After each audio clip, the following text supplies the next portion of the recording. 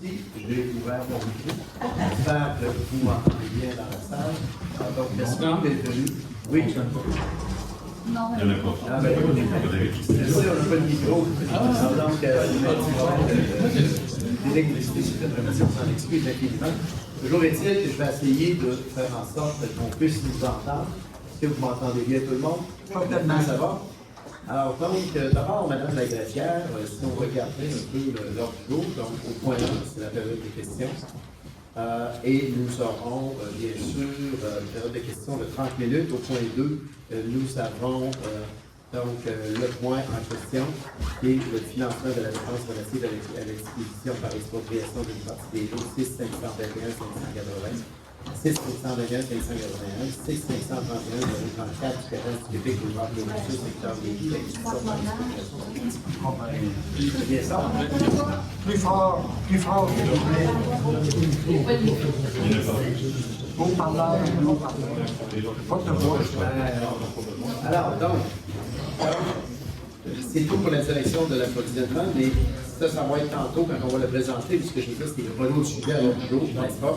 Alors, donc, voilà. Alors, maintenant, les amis, allons-y avec la période des questions.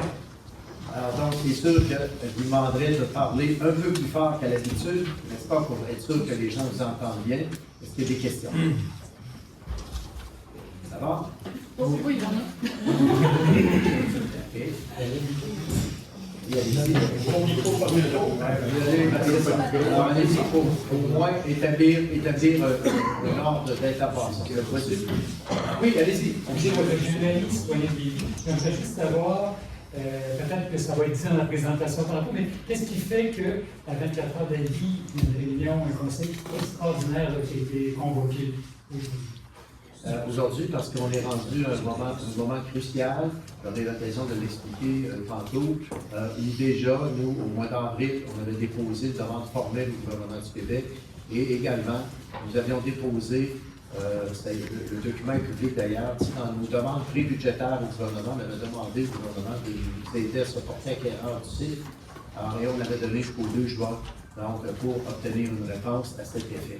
Comme on n'a pas de réponse, ben nous, on souhaite que la fin municipale soit reconnue sur l'ensemble du site de l'ESCO. C'est ça qui est important de dire. Cet après-midi, j'aurai l'occasion de l'expliquer tantôt. Grosso modo, c'est un peu ça. Suite aux démarches qu'on a faites, alors il y avait cet échéancier et nous, on souhaite que les fins municipales soient reconnues sur ce site-là. C'est la raison pour laquelle on procède. Merci. Merci. Oui, monsieur, allez-y. Jean-Paul Tardy, président du syndicat du PLA de Lévis. Je représente ici 150 producteurs. Monsieur Lehouillier, vous avez commandé comme réunion aujourd'hui, ça nous surprend un petit peu tous. Là, vous venez d'expliquer que vous avez demandé au gouvernement. Moi, ma question est la suivante. Pourquoi la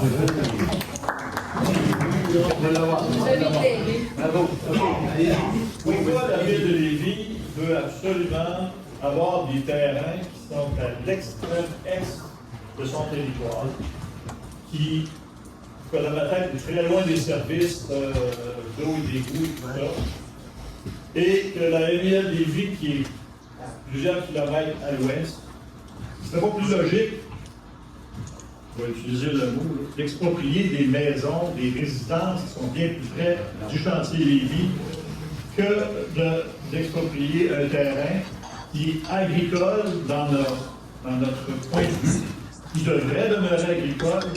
Et c'est incroyable, là, c'est des champs de culture, une forêt, une érablière, et ça a tout pour être agricole. Et là, vous voulez enlever ça. Non, je veux vous rassurer sur une chose, le premier élément, c'est extrêmement important. D'abord, à propos de l'expropriation de Excusez, mais on ne comprend pas votre réponse, M. le maire. Alors, oui, est-ce que vous m'entendez mieux?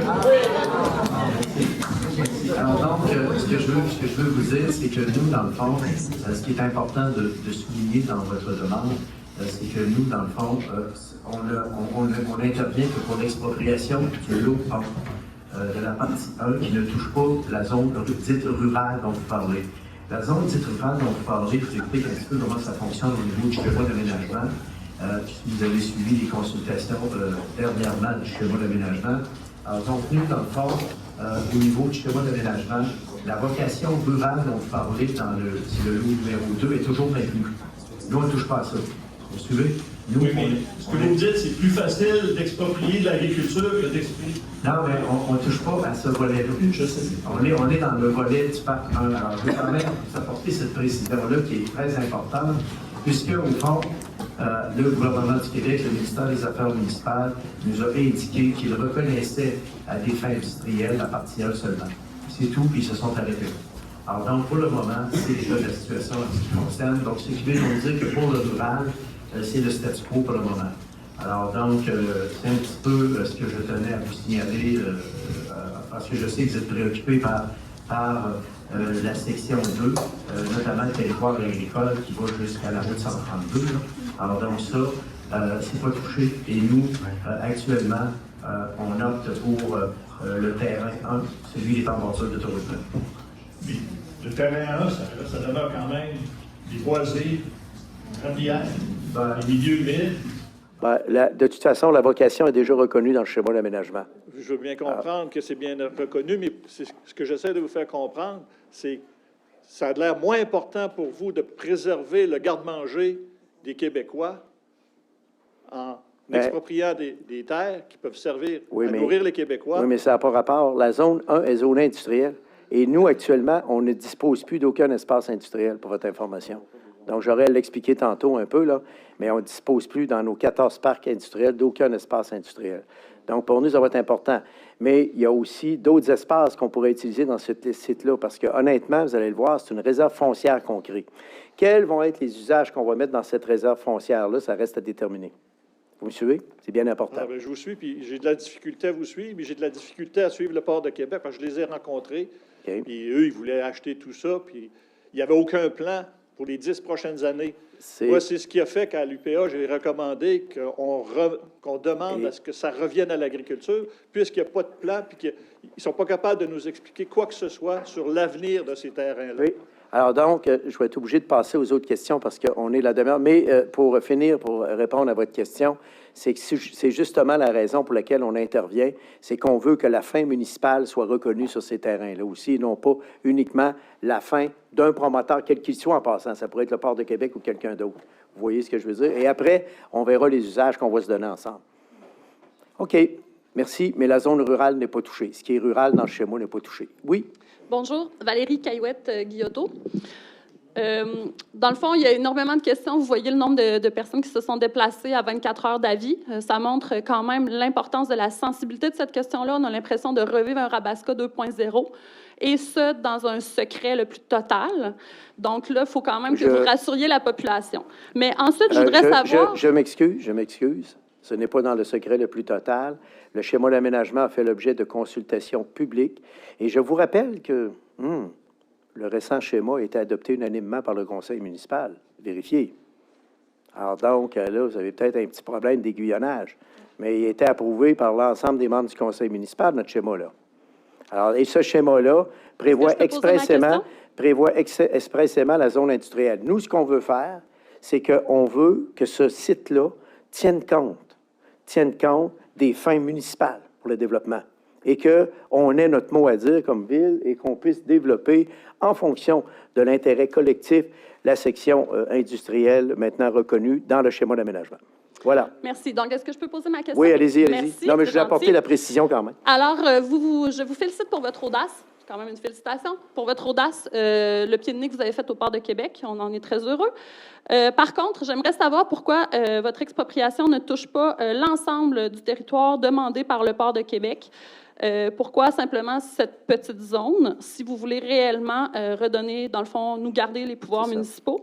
Allez-vous demander la réintégration de cette zone sous le giron agricole, comme Monsieur le Président de la région de l'UPA vient de demander, et ainsi réparer l'affront fait par décret de Jean Charest à la recommandation négative de la CPTAQ?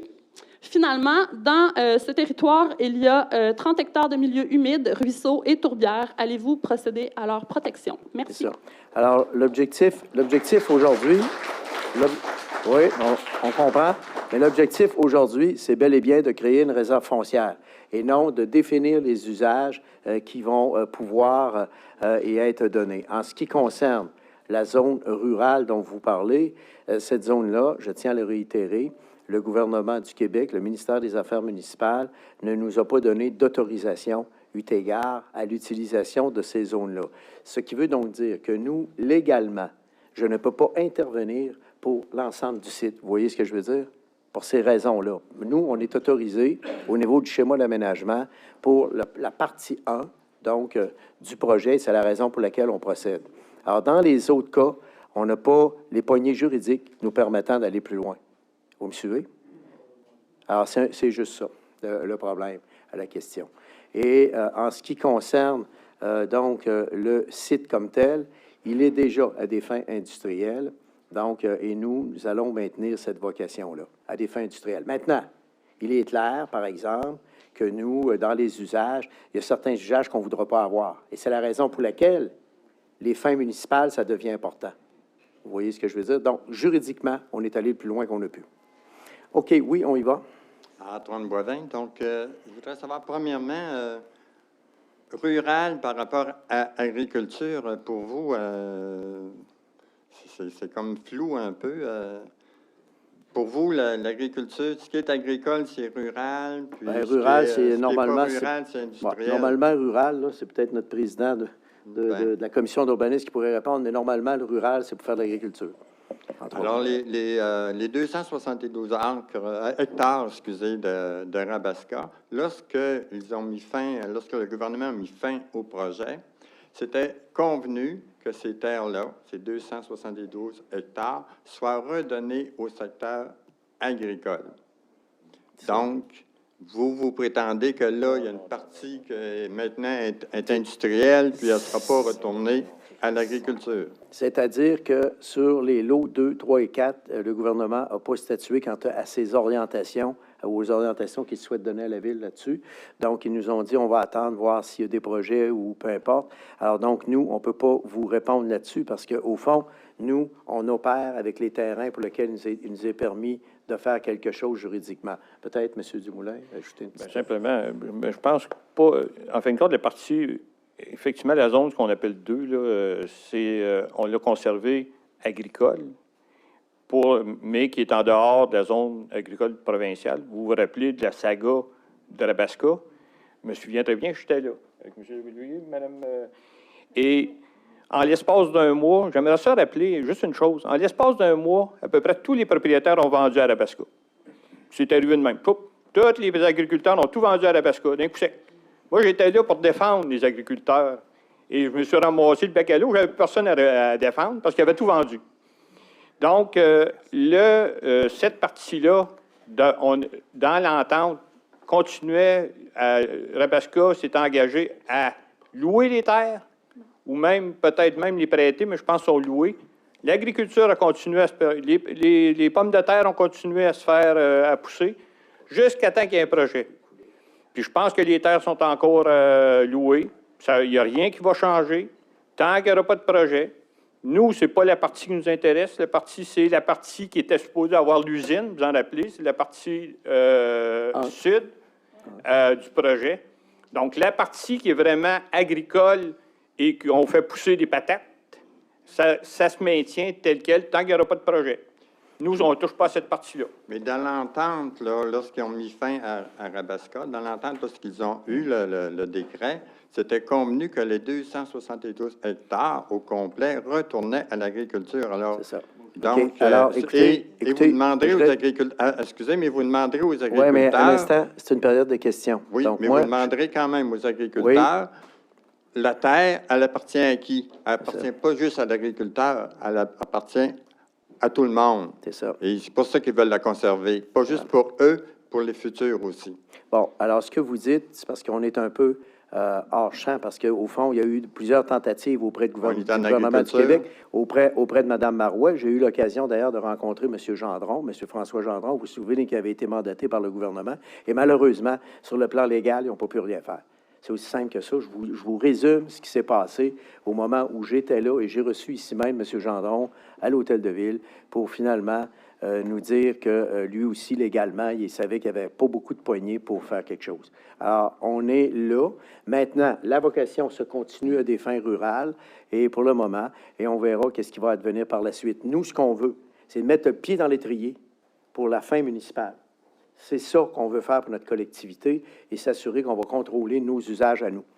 C'est ça. C'est rural, on entend que zonage agricole.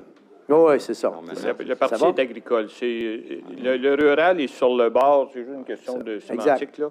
La partie rurale, c'est la partie entre la 132 et le bord de l'eau. Il y a une partie rurale, puisqu'il y a déjà...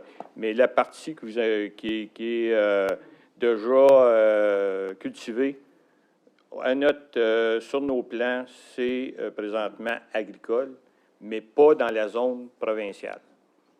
Alors, merci beaucoup. Merci beaucoup. Merci. Il y avait Pierre-Paul. Oui, M. Sénéchal, merci beaucoup. Allez-y. Allonger le débat. Non, allez-y. J'avais juste une petite précision. Oui. Vous suggérez de vocabulaire au lieu de rural, parce que la ruralité, c'est tout le monde, c'est le monde agricole et de production. Ouais. Mais ce dont on parle, c'est une zone agricole active. Parce qu'il y a une activité agricole. Si vous dites cette partie-là, au nord de la ligne de l'Hydro-Québec, c'est une zone agricole active, là, on va comprendre mieux. Ouais. Je pense que plutôt que rural, parce que toute cette zone-là est rurale. Mais nous, dans le fond, tant que le gouvernement maintiendra cette zone-là, puis nous autres, ils nous ont autorisé pour le 1 au niveau industriel, c'est normal, c'est le long de l'autoroute 20, donc là, c'est plus propice. Pour le reste, tant que c'est là, puis que le ministère ne donne pas d'autorisation supplémentaire, la vocation rurale est maintenue, là. Donc, c'est l'agriculture active. Okay. Mais cela étant dit, malheureusement, légalement, on n'est plus en zone verte, ça, par exemple. C'est pour ça que ça devient compliqué. Mais là. on peut être Je vous comprends. agricole actif, même si on n'est pas en zone verte. Bien, je vous remercie, M. Sénécal. Est-ce qu'il y avait d'autres questions? Oui, allez-y, madame. Il nous reste combien de minutes? Allez-y. Oui, bonjour. Bonjour, ça va bien? Bonjour, ça va bien. Maud Martin-Gagnon, résidente de Lévis. Oui. C'est peut-être une question juste de précision pour bien comprendre, je ne maîtrise pas le dossier. Est-ce que dans la zone 1 dont vous parlez, c'est une zone qui est habitée présentement? Et non. Si oui, non, c'est pas habité, OK, parfait. Parce que je me demandais avec le court délai si les résidents des secteurs avaient pu avoir l'invitation de venir aujourd'hui poser leurs questions. C'est ça. Oui, non, c'est pas. Et de toute façon, nous, c'est sûr qu'à partir... Là, on crée juste une réserve. Cette zone-là, c'est pas nécessairement... bon, alors ça pourrait, par exemple, vous donner une idée, là, tu sais, mais c'est pas ça nécessairement l'idée. Ça pourrait être un parc industriel conventionnel, ça pourrait être un parc industriel axé sur la haute technologie, ça pourrait être bien des choses. Nous, ce qu'on veut, c'est d'être sûr de mettre la fin municipale là-dessus pour qu'on ait une emprise au nom de la collectivité sur ces terrains-là. Vous voyez ce que je veux dire? Et après, on va déterminer les usages. Et là, en vertu de la loi sur l'aménagement et l'urbanisme, les consultations publiques vont se faire. Sous question, excusez, mais quand vous dites après, on va déterminer les usages, est-ce qu'il y aura une invitation citoyenne définitivement, à ce on n'a pas le choix. On n'a pas le choix. Puis, bien, je fais une demande qu'elle ne soit pas à 24 heures d'avis. Non, mais c'est pour ça que... un vendredi après-midi à 14 heures, c'est plus difficile. Je trouve que votre question est super parce qu'au fond, c'est vrai que là, tout ce qu'on fait, puis c'est important de le réitérer, là, on crée une réserve foncière. Comprenez-vous l'idée? On met le pied dans l'étrier pour dire, nous, on a des fins municipales aussi sur ce site-là. On verra quelle fin on va lui donner par la suite. Ça va? Merci. Il y aura consultation publique. Merci. Merci, madame. Oui, bonjour. France Rémillard, résidente de Lévis.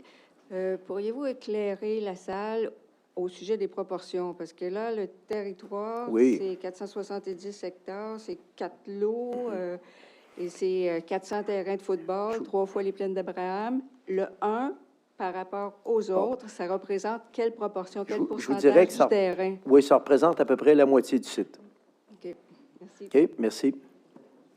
Oui, allô? Bonjour. Jean Lambert, agriculteur dans le secteur de Saint-Nicolas et vice-président de l'UPA de Chaudière-Appalaches. Oui, bonjour. Advenant, exemple, l'acquisition de la partie affectée agricole par le Port de Québec. Est-ce que l'affectation dont vous vous appuyez beaucoup va tenir la route à ce moment-là? Ou le Port de Québec va dire on fait ce qu'on veut, puis la Ville n'aura rien à dire, ou voudra rien dire? Écoutez, là, pour moi, c'est difficile de répondre à cette question-là parce que ça réfère au pouvoir que peut avoir, par exemple, que peuvent avoir les autorités portuaires. Ça réfère à tous ces pouvoirs-là. Alors donc, pour ces raisons, ça devient compliqué. Mais d'ores et déjà, on peut vous dire une chose, c'est qu'on a un premier rempart qui est le suivant, c'est que la ministre des Affaires municipales n'a pas autorisé le changement dans ces zones-là dont vous parlez. Donc, elle n'a autorisé que la partie 1 au niveau industriel. Pourquoi qu'elle l'a autorisé? Parce que le gouvernement est conscient qu'on n'a plus aucun terrain industriel, mais qu'on a aussi peut-être d'autres vocations qu'industrielles qu'on voudrait développer là. Alors, donc, ça, on le regardera avec la population après. Vous comprenez? Alors, donc, moi, à partir de ce moment-là, quelles sont les obligations des parts? Bien, c'est tout ça qu'il va falloir qu'il soit regardé. Et selon vous, est-ce que la ministre aurait un mot à dire si le Port de Québec achète? Bien, si elle a les pouvoirs, oui, mais il faut voir jusqu'à quel point ces pouvoirs vont être exécutoires. C'est juste ça. Alors ça reste dans les hypothèses actuellement, mais moi, je vous ai décrit le plus concrètement possible et de façon le moins compliquée possible ce qu'il y en a pour l'instant. Merci. Merci beaucoup. Merci. Alors, s'il n'y a pas d'autres questions, on pourrait procéder, Madame la greffière. Oui. Une autre question, oui. Allez-y, Madame. Je vous en prie. Louise Poirier, résidente de Lévis. Alors, ce que vous nous dites, finalement, c'est que la moitié des 272 hectares qui sont en tourbière et en boisé et en zone humide deviendraient une zone industrielle? Bien, actuellement, l'affectation industrielle est reconnue dans le schéma, mais après, c'est à nous de venir déterminer les usages qu'on va vouloir y donner. Nous, actuellement, ce qu'on crée, c'est une réserve foncière sans usage. Vous me suivez? Donc, je ne dis pas, là, on va faire tel type d'industrie ou tel autre type d'élément. Alors, ça va être après coup qu'on va venir vous rencontrer, les citoyens, pour dire, bien, voici ce qu'on propose et qu'en pensez-vous? Parce que là, il y a des consultations publiques qui vont s'en suivre. Alors, c'est un peu comme ça qu'on procède. C'est la raison pour laquelle, aujourd'hui, on est dans la réalisation d'une réserve foncière. OK. Donc, la question est ouverte de la vocation de cette moitié-là. C'est sûr que nous, on est soumis aux consultations de la loi sur l'aménagement et l'urbanisme. OK. Puis, parce que la canopée à Lévis, est-ce qu'elle augmente ou elle diminue? Ça, c'est une autre question dont vous parlez. Alors, dans le cadre du plan d'action... Les arbres, c'est de la Oui, canopée, dans le cadre de la politique de l'environnement, nous allons bientôt établir, à nouveau, notre mise à jour des grandes zones de conservation. Notre objectif, c'est de créer un corridor écologique qui traverse toute la ville et nous voulons protéger les boisés urbains de façon très significative. Alors, il y aura une belle évolution parce que c'est la première fois qu'on a un plan d'action en environnement. Alors, on va revenir aussi là-dessus. Et vous avez vu notre premier projet, parce que maintenant, on finance des projets en environnement. Ça a été la plantation d'arbres au cégep de Lévis et on veut poursuivre dans ce sens-là. Donc, pour recréer une canopée à Lévis, et vous avez raison, ça, il va falloir qu'on protège davantage nos boisés d'intérêt. On est d'accord avec vous. Merci. Merci. Oui? Martin Carrier, producteur agricole à Pintendre. Moi, je n'ai pas de questions, j'ai une demande pour vous. Oui, allez-y. Est-ce que vous êtes prêt, le conseil municipal en entier, à vous commettre à ce que si vous prenez effet sur la partie 1 du territoire de Rabaska, est-ce que vous êtes prêt à vous commettre à demander au gouvernement provincial à réintégrer le reste du territoire en zone verte? Non, on ne peut pas se commettre. On peut pas se commettre. Non, c'est parce que, je vais vous dire, la question est bien posée, puis c'est sûr qu'à un moment donné, on pourrait, d'un seul coup de baguette magique, faire bien des choses. Le problème, et le fait est, c'est qu'on n'est plus en zone agricole. Alors donc, et les gouvernements qui se sont succédés, notamment avec Mme Marois, ont essayé de détricoter ça. Vous avez vu, ça n'a pas fonctionné. Alors nous, on verra la suite des choses, mais on prend votre question à délibérer, c'est sûr, mais honnêtement, à ce moment-ci, on ne peut pas prendre de position parce qu'on n'a pas les poignées légales pour le faire. Ça prend simplement une volonté politique.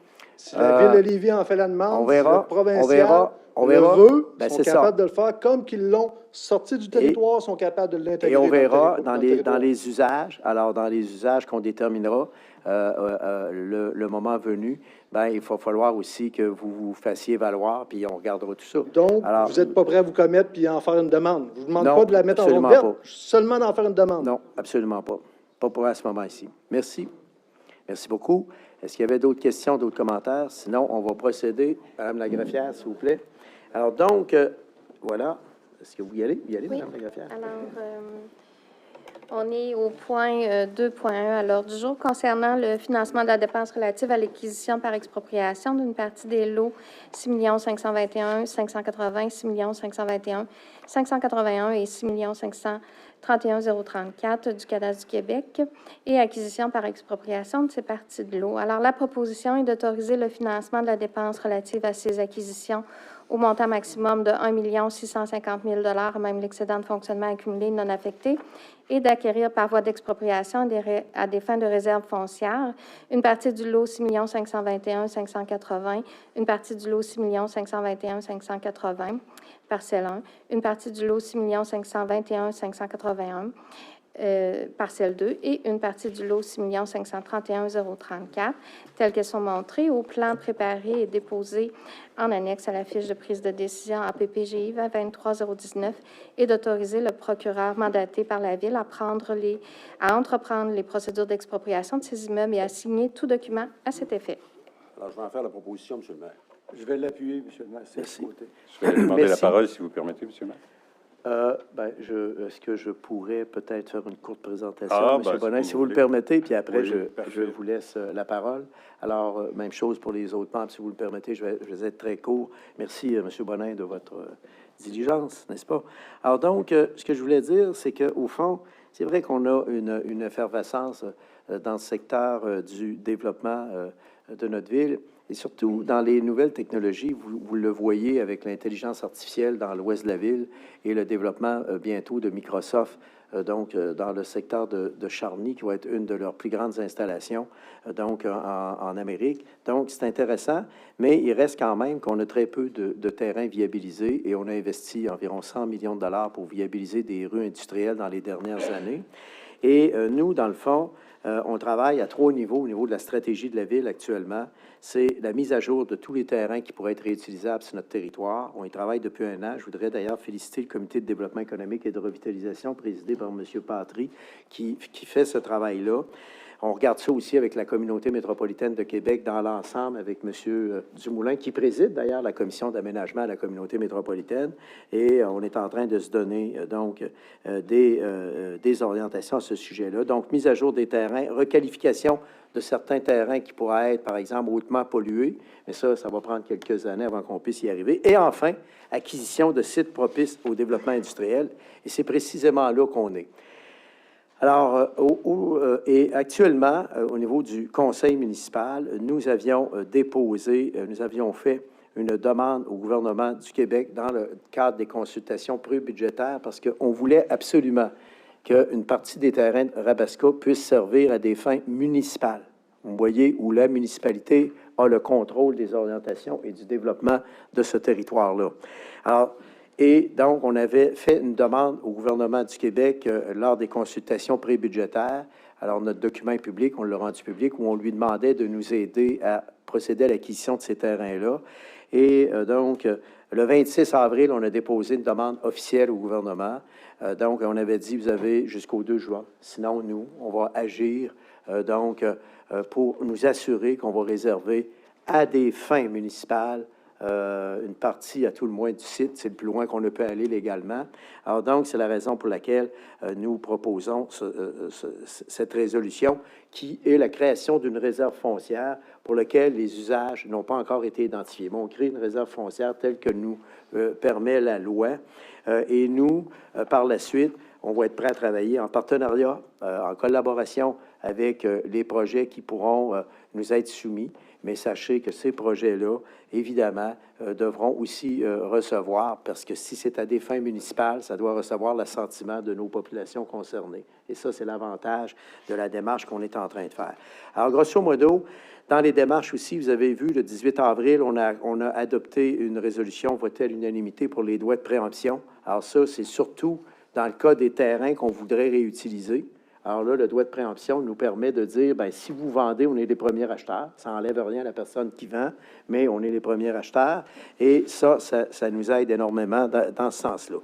Alors voilà, alors, donc nous, ce qu'on souhaite maintenant, c'est d'avoir une partie de ces terrains-là à des fins municipales.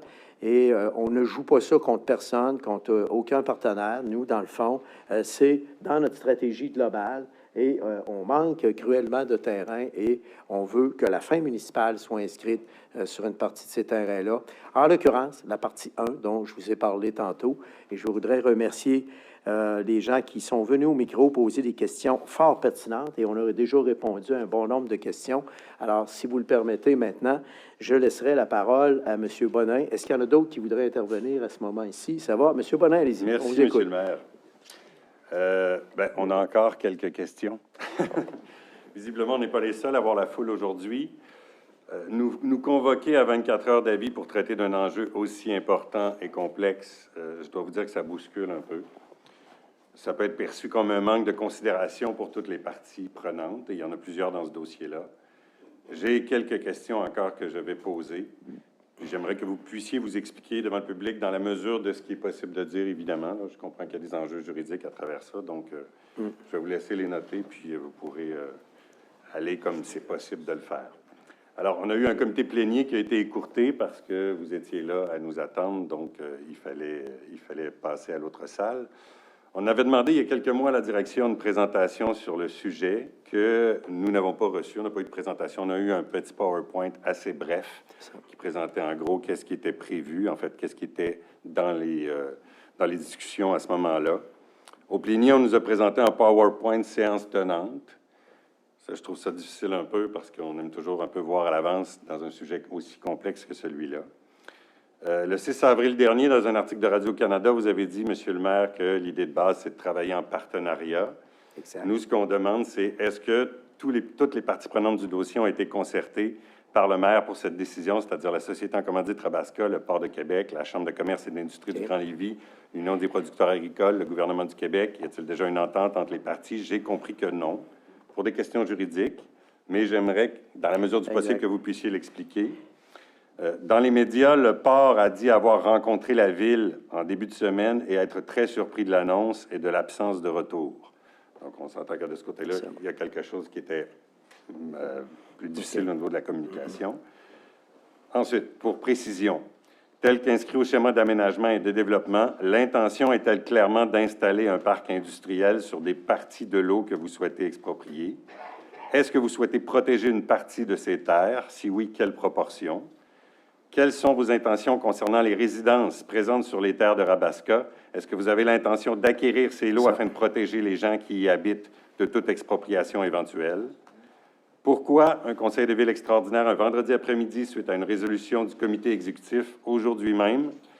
Je ne suis pas convaincu encore de la réponse qui m'a été donnée là-dessus. C'est ça.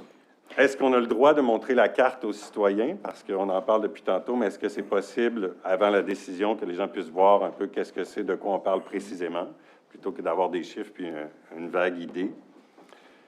Par ailleurs, de notre côté, on n'a pas la certitude complète que l'expropriation est solidement protégée contre toute contestation juridique dans les circonstances. J'ai compris de toute façon que pour toute expropriation, ce ne serait jamais le cas. Alors, quelles sont les conséquences possibles à long terme s'il y a litige? Okay. Et j'aimerais aussi, si possible, qu'on explique les voies possibles pour acquérir le terrain, tel qu'on nous l'a expliqué en plénier. Ce serait intéressant pour les citoyens. On n'est pas contre l'idée que la Ville acquiert des terres dans ce secteur-là, bien au contraire, considérant le meilleur contrôle que la Ville pourra alors exercer sur son usage. Mais il nous reste encore bien des questionnements sur le processus, donc j'aimerais, dans la mesure du possible, avoir des réponses à ces questions, s'il vous plaît. Bien, je pense qu'on a répondu en très bonne partie à toutes vos questions lors du comité plénier. Et donc, jusqu'à épuisement des questions, d'ailleurs, parce que je n'avais pas d'autres questions, n'est-ce pas, au niveau du comité plénier. Alors, donc, en ce qui concerne l'approche, pourquoi je n'en ai pas parlé avec le Port de Québec, pourquoi ci, pourquoi cela. Nous sommes dans un processus où nous réservons un terrain à des fins de réserve foncière et à des fins municipales. Nous n'agissons pas pour un partenaire, nous agissons pour la collectivité. Donc, nos services juridiques, nos services juridiques nous ont demandé d'être très prudents dans nos interventions parce que, premièrement, il faut qu'on adopte la solution. Deuxièmement, dans un processus d'expropriation, il y a toujours des négociations qui sont enclenchées, etc. Donc, moi, je ne peux pas, en préalable, prendre contact avec les promoteurs potentiels, quels qu'ils soient. Ça pourrait être eux autres, ça pourrait être quelqu'un d'autre. Alors donc, il faut faire preuve de prudence, puisque c'est une réserve foncière qu'on développe à des fins municipales pour l'ensemble de la collectivité. Donc, moi, je ne peux pas commencer à négocier avec, parce que ça pourrait être quelqu'un d'autre que le Port de Québec qui pourrait vouloir acheter Rabasca. Alors, moi, je ne commencerai pas à aller m'asseoir avec eux. Imaginez-vous, je me place immédiatement en conflit d'intérêts. Alors, vous ne seriez pas très heureux, M. Bonin, d'apprendre ça. Alors, moi, l'objectif, c'est que je veux créer une réserve foncière. Pourquoi aujourd'hui? Parce qu'il est minuit moins une, il faut aller rapidement si on veut acquérir le plus vite possible ces terrains-là et aller dans le processus d'expropriation. En ce qui concerne le processus d'expropriation, écoutez, on a des services juridiques, on a notre direction de l'urbanisme, je les vois, notre directeur général adjoint aussi, notre directeur général, parce qu'il ne faut pas oublier aussi que la recommandation qu'on a eue, elle n'est pas que politique, elle est administrative. Nos administrateurs nous recommandent de créer cette réserve foncière-là et ils assument les risques juridiques qui sont propres à n'importe quelle expropriation. Peu importe l'expropriation que vous pouvez amener, il y a toujours certains risques juridiques qu'il faut accepter. Mais ces risques-là sont fort acceptables et c'est la raison pour laquelle on n'a pas pu aller dans tous les lots. Alors, parce que juridiquement, on nous recommandait d'aller dans le lot 1, parce que là, au niveau juridique, c'est plus facile pour nous. Alors, on va voir les résultats, M. Bonin, mais on assume le risque. La direction générale, la direction des services juridiques assume le risque. C'est comme dans n'importe quel élément. Maintenant, moi, je ne suis pas juge, vous non plus. Alors, qu'est-ce qui va arriver par la suite et comment tout ça va procéder? Bien, on verra. Mais il y a une chose qui est sûre. Nous, ici, au conseil municipal, notre volonté, c'est de nous assurer qu'il y a une partie de cet immense site-là où on va le reconnaître à des fins municipales. Ça, pour nous, c'est extrêmement important. Et si on attend 2 semaines, il va peut-être être trop tard. C'est juste ça le problème. Peut-être qu'il ne sera pas trop tard non plus, mais peut-être qu'il va être trop tard aussi. Et une fois que c'est fait, on ne peut plus revenir à l'arrière. Et c'est le seul élément qui nous permet juridiquement de pouvoir agir. On n'a pas d'autres...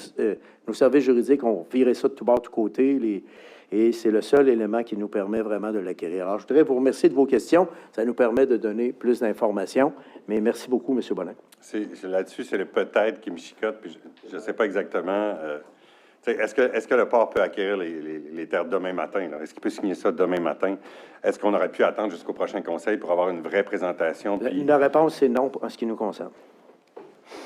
Mais si vous souhaitez attendre et prendre le risque, nous, on ne veut pas le prendre parce qu'on veut s'assurer qu'il va y avoir une partie de ces sites-là où on va avoir une emprise au niveau des usages municipaux et au niveau de l'intérêt collectif. Oui, M. Patry. J'aimerais ajouter des choses sur le maire. Quant aux chances d'expropriation, quand on parle des chances d'expropriation, par expérience, je peux vous dire que quand on s'en va dans ces domaines-là, il y a toujours ce qu'on appelle le risque de cours. C'est jamais garanti. Mais si on ne bouge pas, on n'aura pas les résultats escomptés. Et en ce qui concerne les délais, je ne voudrais pas avoir à répondre à une question de la salle à un moment donné. Vous étiez où? Pourquoi vous n'avez pas agi alors que, par hypothèse, une société fédérale acquérait les terrains puis qu'il n'y a pas sujet au règlement de la ville, on ne peut plus rien faire. Parce que là, même si les gens de l'UPA viendraient nous voir à ce moment-là, on n'a pas de poignée, on ne peut pas agir. Okay. Alors, je pense qu'il fallait absolument se conserver ce pouvoir-là, ou du moins acquérir ce pouvoir-là. Exact. Puis, il faut le faire le plus rapidement possible. C'est pas pour barrer les pieds à qui que ce soit, c'est pour être en mesure de contrôler une partie de 17 millions de pieds carrés sur 30 millions de notre développement. Après ça, les usages, vous l'avez dit, M. le maire, on avisera, il y aura des consultations. Okay. Parce que si on consulte tout le monde pendant 2 mois avant, puis que quand vient le temps de poser le geste, les terrains ont passé à une autre main puis qu'on ne peut plus agir, on va avoir consulté dans le vide. Alors, moi, je pense qu'il faut d'abord poser ce geste-là, nous garantir l'approvisionnement de ces terrains-là, puis c'est pas à l'encontre de qui que ce soit, comme vous l'avez mentionné, M. le maire. Et moi, je pense que ça explique les délais, puis ça explique aussi le recours qu'on entreprend d'expropriation qui a été recommandé par nos aviseurs légaux. Alors, M. Patry, est-ce que vous proposez le vote maintenant? Il n'y a pas eu de demande de vote, en fait. Personne, c'est fait? J'ai proposé, si vous permettez, oui, allez-y. Si vous permettez, moi, les informations que j'ai là, ça me semble, en tant qu'élu, je ne me sens pas totalement à l'aise d'aller mais on n'a pas de problème, dans ce sens-là. Donc, soyez pour à l'entente l'aise du dossier, j'aimerais faire une proposition accessoire. selon l'article 9.3.1 du règlement intérieur tel que discuté avec Mme la greffière un peu plus tôt aujourd'hui. J'aimerais proposer de reporter à plus tard l'adoption de la proposition, si c'est possible. Alors, pour moi, le seul fait de ne pas recevoir en tant qu'élu une présentation écrite recensant la jurisprudence concernant une décision aussi importante, ainsi qu'une analyse des risques, ça constitue un motif de reporter la décision. Donc, nous avons des services juridiques parmi les plus compétents au Québec. Je n'en doute pas. Qui nous ont clairement indiqué qu'il y a des jugements de la Cour suprême qui nous favorisent. Donc, nous, à partir de ce moment-là, je pourrais souscrire, M. Bonnet, à ce que vous dites, mais le risque est trop élevé.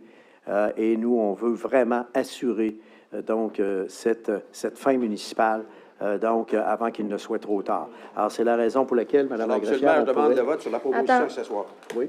Attendez, concernant la proposition accessoire, oui, elle doit être appuyée pour être prise en considération. Oui, allez-y. En ce qui me concerne. Alors, la façon de procéder, c'est qu'il faut d'abord statuer sur la proposition accessoire qui est à l'effet de reporter à plus tard la prise de décision sur la proposition principale. Alors, je comprends, M. Patrick, que vous proposez... Je demande le vote sur la proposition accessoire. Accessoire. Parfait. Elle n'a pas été appuyée encore. Oui, elle a été appuyée par M. Vis-à-vis, M. Fagin. Alors, c'est bien parfait, mais...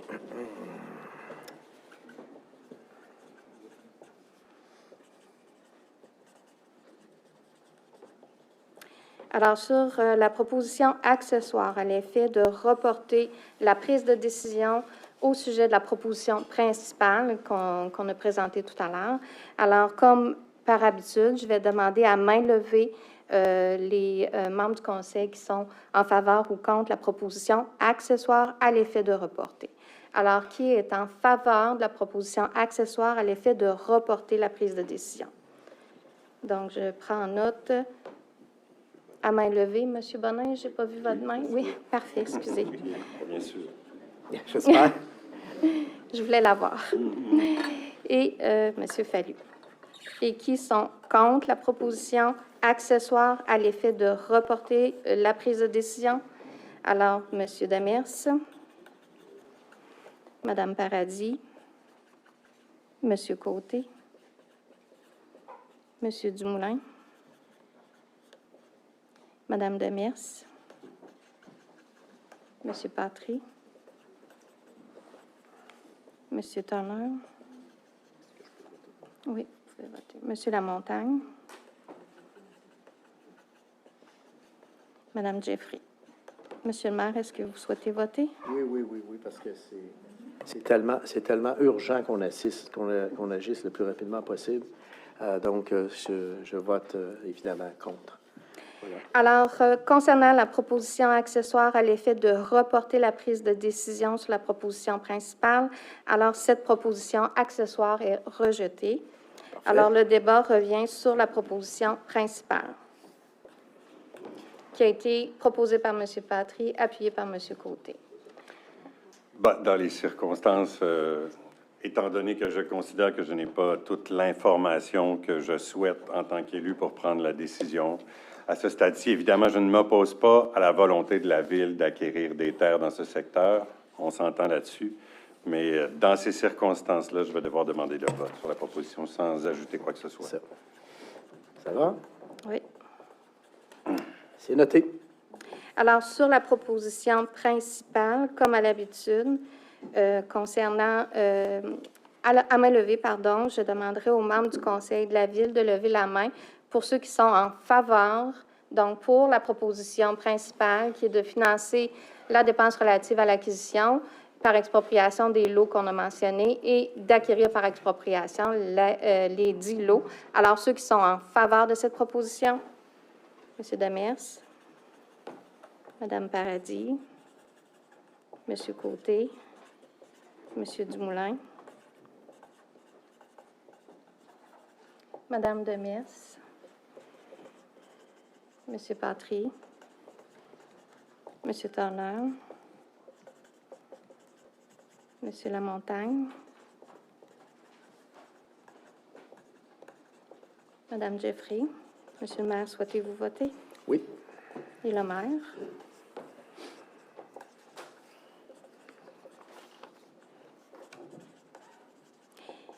Et quels sont les membres du conseil qui votent contre la proposition principale? Alors, à main levée. M. Bonin. M. Fallu. Alors, M. le maire, la proposition principale est acceptée à la majorité. Merci beaucoup. Merci. Alors, bon, ben voilà. Alors, est-ce qu'il y avait des périodes d'intervention des membres? Je pense qu'on a pas mal tout dit. Alors, sinon, l'Assemblée pourrait être levée. Tout le monde est d'accord? Bien, merci en passant. Merci à tous ceux qui sont venus poser des questions. C'est intéressant, c'est enrichissant pour nous aussi. Merci infiniment d'avoir pris la peine de vous déplacer. Merci beaucoup. Merci aux membres du Conseil.